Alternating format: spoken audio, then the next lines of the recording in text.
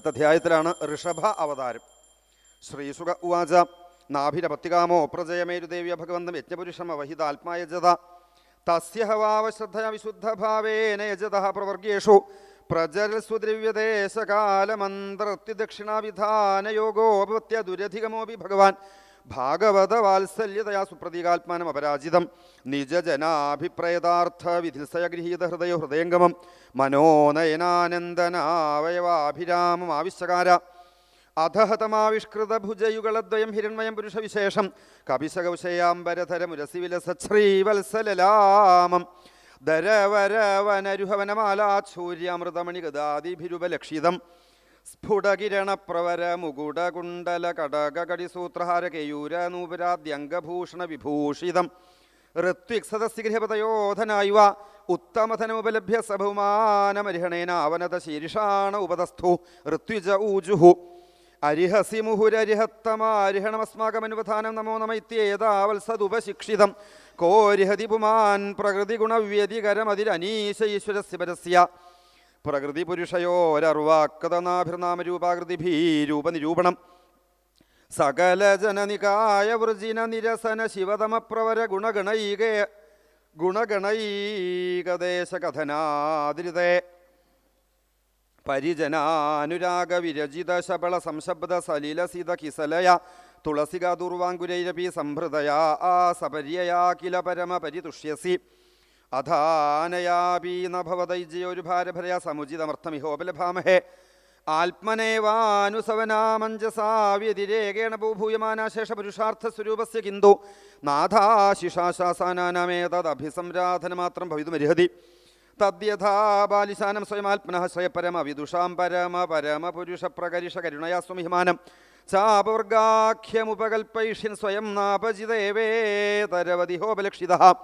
അഥായമേവ വരോ ഹരിഹത്തമൈരിഹി ബരിഹിഷിരാജരിഷേർവരദരിഷഭോ ഭവാൻ നിജപുരുഷേ ക്ഷണവിഷയാസീൽ അസംഗനിശിതജ്ഞാനാനിലവിധൂതാശേഷമലാനം ഭവൽ സ്വഭാവനാമാത്മാരാമാണ മുനീനാം അനവരത പരിഗുണിത ഗുണഗണ പരമ മംഗളായന ഗുണഗണകഥനോസി അധ കഥഞ്ചിൽ സ്ഖലനക്ഷുൽപതന ജൃംഭണ ദുരവസ്ഥാനാദിഷു വിവശാനാം നസ്മരണായ ജ്വരമരണദശായാമപി സകല കശ്മല നിരസനാനി തവ ഗുണകൃത നാമധേയാനി വചനഗോചരാണി ഭവന്തു കിഞ്ചായം രാജരിഷിരപത്തികാമഹ പ്രജാം ഭവാദിശിമാശാസാന ഈശ്വരമാശിഷാം സ്വർഗാപവർഗയോരപി ഭവന്തമുപധാവതി പ്രജായമർത്ഥപ്രത്യയോ ധനതമിവാധനഫലീകരണം കോവാ ഇഹതേ അപരാജിതോപരാജിതയാ മായയാനവസിതപദവ്യാനാവൃതമതി വിഷയ വിഷരയാനാവൃത പ്രകൃതിരനുപാസിതമഹച്ചരണ യദുഹവാവ തവ പുനരദഭ്രകർത്തരിഹ സമാഹുതസ്തത്രാർത്ഥധിയ മന്ദാനാം നസ്തദ്യദ്ദേവഹേളനം ദേവദേവ അരിഹസ്യ സാമ്യേന സർവാൻ പ്രതിവോഢുമവിദുഷാം ശ്രീസുക ഉവാച ഇതി നിഗതേനാഭിഷ്ടൂയമാനോ ഭഗവാൻ അനിമിഷ ഋഷഭോ വരിഷധരാഭിവാദിതാഭിവന്ദിത ചരണഃ സദയമിതമാഹ ശ്രീഭഗവാനുവാച അഹോ ബദാഹമൃഷയോ ഭവദ്ഭി അവീതധഗീർഭിവരം അസുലഭം അഭിയാജിതോ യദമുഷ്യാത്മജോ മയാ സദിശോ ഭൂയാദിതി മമാഹമേവാഭിരൂപ കൈവല്യാദഥാവി ബ്രഹ്മവാദോ നമൃഷാ ഭവിതുമരിഹതി മമൈവ ഹി മുഖം യദ്വിജദേവകുലം തദാഗ്നിധ്രിയേം ശകലയാവദൃശ്യാമി ആത്മതുല്യം അനുപലഭമാനഃ ശ്രീസുക ഉവാച ഇതി നിശാമയന്ത്യമേരുദേവ്യാ പതിമഭിധായ അന്തർദധേ ഭഗവാൻ ബരിഹിഷീതസ്മിന്നേവ വിഷ്ണുദത്ത ഭഗവാൻ പരമനിഷിഭി പ്രസാദിതോ നാഭേഹ പ്രിയചികീർഷയാ തദവരോധായനേ മേരുദേവ്യാം ധർമാൻ ദരിശയിതു കാമോ വാദർശനാനാം ശ്രമണാനാം ഋഷീണാം ഊർധ്വമന്ധിനാം ശുക്ലയാ തനുവാവദതാര.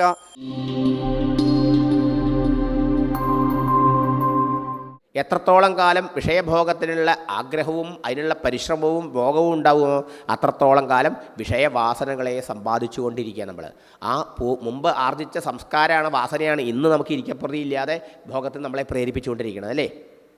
അപ്പോൾ ഇനി ആ വാസനകളെ വളർത്തിക്കൊണ്ടിരുന്ന എന്നാ മനസ്സ് ശുദ്ധമായിട്ട് മനസ്സ് ഭഗവാനിൽ ഉറക്കുക. ഇനി വാസന ബാക്കിയായാലോ ഈ പ്രാരബ്ധം കഴിയുമ്പോൾ ഈ ശരീരം മരിക്കും. എല്ലാവരുടെയും പ്രാരബ്ധ അവസാനത്ത് ഈ സ്ഥൂലദേഹം വീണുപോകും. സ്ഥൂലദേഹം വീണാ മുക്തിയായോ? ഇല്ല. സൂക്ഷ്മ ശരീരത്തു നിന്നും ഈ വാസനകളിൽ നിന്നും അതിന് കാരണമായ അജ്ഞാനത്തിൽ നിന്നും മോചനം കിട്ടിയാലേ മോക്ഷമുള്ളൂ. ഈ വാസനയാണ് ഈ സ്ഥൂല ശരീരം വീണ് കഴിഞ്ഞാൽ അടുത്ത സ്ഥൂല ശരീരം എങ്ങനെയായിരിക്കണം തീരുമാനിക്കുന്നത്രേ. ബ്ലൂ പ്രിൻ്റ്, നമ്മുടെ ജീവിതത്തിൻ്റെ ബ്ലൂ പ്രിൻ്റ് ഈ വാസനയാണ് അത്ര. അപ്പോൾ ഈ ജീവിതകാലം മുഴുവനും ഭോഗങ്ങൾ അനുഭവിച്ചുകൊണ്ടും അതിന് പരിശ്രമം ചെയ്തുകൊണ്ടും ഇരിക്കുന്നവരുടെ മനസ്സിൽ വാസനകൾ ഇങ്ങനെ പെരുത്ത് വരും. ആ വാസനകൾ മരണാനന്തരം വീണ്ടും അവനെ അതിന് പറ്റിയ കാലദേശങ്ങളിൽ അതിന് പറ്റിയൊരു ശരീരം എടുപ്പിക്കും. എന്നിട്ടോ അവിടെയും വീണ്ടും ഇത് തന്നെ തുടർച്ചയായിട്ട് നടന്നുകൊണ്ടിരിക്കാം. ഏവം മനഃകർമ്മവശം പ്രയുക്തേ, ഇങ്ങനെ മനസ്സ് ഈ കർമ്മവാസനകൾക്ക് അധീനപ്പെട്ടിരിക്കുന്നിടത്തോളം കാലം ആ വ്യക്തിക്ക് ഒരിക്കലും മോചനമില്ല, ശാന്തി എന്നൊന്നും അറിയണില്ല. അവിദ്യ ആത്മന്യുപതീയമാണ്. അജ്ഞാനം കൊണ്ട് തന്നെ ഈ ദേഹമാണെന്ന് തെറ്റിദ്ധരിച്ചുകൊണ്ട് ഈ നാനാ വസ്തുക്കളിലാണ് എൻ്റെ ശാന്തിയും സുഖവും സുരക്ഷിതത്വവും ഇരിക്കുന്നുള്ള തെറ്റിദ്ധാരണയോടുകൂടി അതിനു വേണ്ടിയിട്ട് ഓടുക. പക്ഷേ ഈ രീതിക്കൊരു മാറ്റം വരണം. ഇതാര് പറഞ്ഞു തരും? മഹാത്മാക്കളെ പറഞ്ഞു തരിക. എന്താ വേണ്ടത്? പ്രീതിർന്നയാവൻ മൈ വാസുദേവേ, നിങ്ങളുടെ മനസ്സ് ഭഗവാനിലേക്ക് തിരിയണം, ഭഗവത് ഭക്തി ഉണ്ടാവണം. അല്ലാതെ കാര്യം സാധിക്കില്ല അത്രേ. ഈ വാസനയ്ക്ക് നാശം ഉണ്ടാവില്ല അർത്ഥം. ഏതുവരെ എല്ലാവരുടെയും ആത്മാവായിരിക്കുന്ന ഭഗവാൻ ശ്രീ വാസുദേവൻ്റെ പാദാരവിന്ദ ഭക്തി കൊണ്ട് മനസ്സ് ശുദ്ധമാവുന്നില്ലയോ അതുവരെ ഈ പ്രക്രിയ തുടർന്നുകൊണ്ടിരിക്കും. പുനരപി ജനനം പുനരപി മരണം പുനരപി ജനനീ ജഡരേ ശയനം ഇഹ സംസാരേ ബഹുദുസ്താരേ കൃപയാപാരേ പാഹി മുരാരേ. ഇങ്ങനെ കുറേ കഴിഞ്ഞ് അതിൽ മതി വരണം, അതിൻ്റെ അല്പത്വം പരിമിതി മനസ്സിലാവണം. അപ്പോഴാണ് ഭഗവാനെ പ്രാർത്ഥിക്കുക, ഭഗവാനെ അവിടുത്തെ പാരമായ കാരുണ്യം എന്നിലുണ്ടാവണമേ. ഗർഭസ്ഥനായി ഭുവി ജനിച്ചും മരിച്ചും ഉദകപ്പോള പോലെ, വെള്ളത്തിലെ കുമിളകൾ പോലെയുള്ളൂ അത്രേ നമ്മുടെ ഈ ആയുസ്സേ. അനന്തമായ കാലത്തിൽ നമ്മുടെ 100 വയസ്സ് എത്രയുണ്ട്? ഒരു കുമിളുണ്ടായി പൊട്ടണ പോലെയുള്ളൂ. ഗർഭസ്ഥനായി ഭുവി ജനിച്ചു പിന്നെയും മരിച്ചു, ഉദകപ്പോള പോലെ. ജനനാന്ത്യേ, ജനത്തിൻ്റെ അവസാനം മരണ. ആ മരണസമയത്തും നിത്യഗതി, നിത്യവസ്തുവായ പരമാത്മാവിനെ അറിയാതെ ആ വഴിക്ക് പ്രയത്നിക്കാതെ വീണ്ടും ഈ ശരീരാഭിമാനത്തോടുകൂടി ജീവിച്ച് മരിച്ചു പോവുക. ജനനാന്ത്യേന നിത്യഗതി. അവസാനം നിത്യഗതി കിട്ടണമെങ്കിൽ, പരമാത്മപ്രാപ്തി ഉണ്ടാവണമെങ്കിൽ എന്ത് ചെയ്യണം? ത്വൽഭക്തിവർദ്ധനമുദിക്കേണം എന്മനസി നിത്യം തൊഴായി വരിക നാരായണായ നമ. എന്താ ആ ഹരിനാമകീർത്തനത്തിലൊക്കെ പറഞ്ഞു വെച്ചേക്കണത്? അതൊന്നും മലയാളികൾ പഠിക്കുന്നില്ല, അതാ കുഴപ്പം. ഉപനിഷത്തൊന്നും പഠിക്കണമെന്നില്ല. ഈ ജ്ഞാനപ്പാനയും മലയാളികൾക്ക് ജ്ഞാനപ്പാനയും ഹരിനാമകീർത്തനം പഠിച്ചാൽ തന്നെ ബ്രഹ്മജ്ഞാനം ഉണ്ടാവും, ഭക്തിയും ഒക്കെ ഉണ്ടാവും, എല്ലാം പറഞ്ഞിട്ടുണ്ടായില്ല. നോക്കൂ, ആ ഭക്തി ഉണ്ടാവാതെ കാര്യം നടക്കില്ല. നോക്കൂ, പ്രീതിർന്നയാവന്മയി വാസുദേവേ, സർവചരാചരങ്ങളുടെ ഹൃദയത്തിലും വിളങ്ങുന്ന വാസുദേവനായ എന്നിലേക്ക് മനസ്സ് തിരിയണം, എന്നിൽ പ്രേമമുണ്ടാവണം. അങ്ങനെ വരുമ്പോഴെന്തായി? പ്രേമം ഭഗവാനിൽ വന്നു കഴിഞ്ഞാൽ ഭഗവാനെ സ്മരിച്ചുകൊണ്ട് ഭഗവതാരാധനമായി ഭഗവതർപ്പണമായി നമ്മുടെ കർമ്മങ്ങൾ ചെയ്യാൻ തുടങ്ങും. ഇതൊക്കെ പറഞ്ഞു തരാനാണ് സജ്ജന സംസർഗം വേണം, തന്നെത്താൻ തോന്നില്ല എന്ന് പറഞ്ഞതേ. അങ്ങനെ ആ ഭഗവതർപ്പണമായി കർമ്മം ചെയ്തുകൊണ്ടിരിക്കുന്ന സമയത്ത് ഈ ഇത്രയും കാലമായി ഇത്രയും ജന്മങ്ങളായി ഉണ്ടാക്കിയ വാസനകൾ മുഴുവൻ ക്ഷയിക്കുകയും, മനസ്സിലായോ? ആ വാസന പ്രക്ഷയോ മോക്ഷ എന്നാണ്. എന്ന മോക്ഷോ നവസപൃഷ്ടേ എന്ന പാതാളേ നജ ഭൂതലേ. യോഗവാസിഷ്ടത്തിൽ ശ്രീരാമചന്ദ്രനെ പഠിപ്പിക്കുകയാണ് ആര്? സാക്ഷാൽ വസിഷ്ഠ മഹർഷി. അപ്പോൾ പറയാം, രാമ, ഈ മോക്ഷം എന്ന് പറഞ്ഞാൽ മേഘങ്ങളുടെ അപ്പുറത്തൊരു വിമാനം വന്ന് അതിൽ യാത്ര ചെയ്ത് പോണതല്ല, അല്ലെങ്കിൽ ഭൂമിയുടെ അടിയിൽ ഏതെങ്കിലും ഒരു ലോകമുണ്ട് അവിടെ പോയിരിക്കലും അല്ല. മോക്ഷോ ഹി ചേതോ വിമലം സമ്യക് ജ്ഞാനം അവസ്ഥിത. എന്താ? വാസനകൾ നീങ്ങി ശുദ്ധമായ നിർമ്മലമായ മനസ്സ്, ആ മനസ്സാക്ഷിയായ ആത്മസ്വരൂപത്തിൽ അബൈഡിയല ആത്മനിഷ്ഠയാണ് മോക്ഷം. എന്താ സ്പഷ്ടം, ക്ലിയർ? ഇതറിയാതെ ആൾക്കാർ അവിടെ കിട്ടും ഇവിടെ കിട്ടും എന്ന് പറഞ്ഞാൽ ഓടി കിടക്കുക, ഒരു ക്ലാരിറ്റി ഇല്ല എന്നർത്ഥം. ശരിയല്ലേ? ആകെ പരിഭ്രമിച്ച് സംഭ്രമിച്ച് കറങ്ങി നടക്കുക. ആകെ ചെയ്യേണ്ടതെന്താ? ഭഗവാനെ ഭക്തിപൂർവ്വം ആശ്രയിക്കൂ, ഉപാസിക്കൂ, സേവിക്കൂ, ഭഗവതർപ്പണമായി കർമ്മങ്ങൾ ചെയ്യൂ. ഇങ്ങനെ ഈ വാസനകളെയൊക്കെ നിർമൂലനം ചെയ്യൂ. വാസന പ്രക്ഷയോ മോക്ഷ. വാസന പൂർണ്ണമായി നശിച്ചാൽ മനസ്സ് ആത്മസ്വരൂപത്തിലേക്ക് തിരിയും. അങ്ങനെ ആത്മനിഷ്ഠ വരും. അങ്ങനെയാണ് മോക്ഷം ഉണ്ടാവണമെന്ന് പറയുക വസിഷ്ഠ മഹർഷി. അപ്പോൾ അതാണ് ഇവിടെ ഋഷഭദേവനും പറയണത്. എല്ലാ ഗുരുക്കന്മാർക്കും പറയാനുള്ള സംഗതി ഒന്നാണ്, കാരണം സത്യം ഒന്നല്ലേ ഉള്ളൂ. എന്നിട്ട് പറഞ്ഞു, ഇത് അറിയാതെയാണ് ഈ ലോകത്തിൽ അധികം ആൾക്കാരും ജീവിക്കുന്നത്. അതുകൊണ്ടാണ് ഞാൻ നിങ്ങൾക്കിത് പറഞ്ഞു തരുന്നത്. മാത്രമല്ല, ഭഗവാൻ ഒരു വിശേഷപ്പെട്ട കാര്യം പറയാം. തൻ്റെ ആശ്രിതന്മാരെ ഈ അജ്ഞാനത്തിൽ നിന്നും, ഈ ജന്മമരണ സംസാര ക്ലേശത്തിൽ നിന്നും, അന്തകൻ്റെ ആ കരാള വക്രത്തിൽ നിന്നും മോചിപ്പിക്കാൻ സഹായിക്കണം. അല്ലാത്ത ആൾക്കാർ നമ്മുടെ സ്വന്തക്കാരല്ല, ബന്ധുക്കളല്ല. അത്രയർത്ഥം. ആർക്ക് വേണ്ടി ഇതൊക്കെ ചെയ്യണം? ഗുരുജനങ്ങൾ ശിഷ്യന്മാർക്ക് ഈ മോക്ഷരഹസ്യം പറഞ്ഞു കൊടുക്കണം, മോക്ഷപ്രാപ്തിക്കുള്ള മാർഗം പറഞ്ഞു കൊടുക്കണം. അല്ലെങ്കിൽ ആ ഗുരുവല്ല, സ്വന്തക്കാർക്ക് പറഞ്ഞു കൊടുക്കണം.